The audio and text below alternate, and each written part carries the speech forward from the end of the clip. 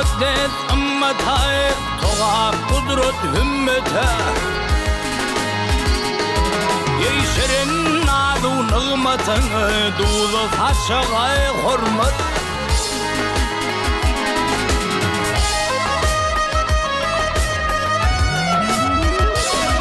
Yey Türkmen bedev atına Kadeymesin vatına Ey halı uzinatının Güllü koçağay hurmet Güllü koçağay hurmet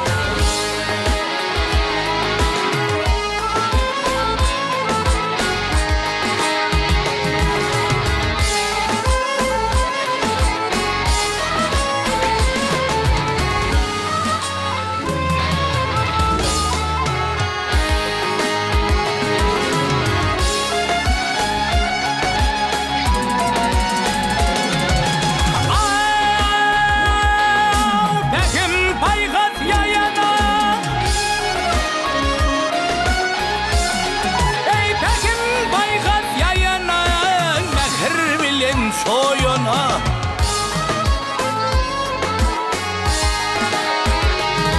Ey keşfini nur sayının Ak akıl koca hurmet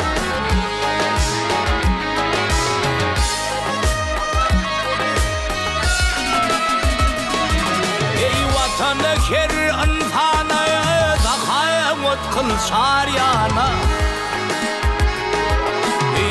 Halkını mehrivanı arka dağıma hurmet Ey halkını mehrivanı arka dağıma hurmet Ol mehrivanı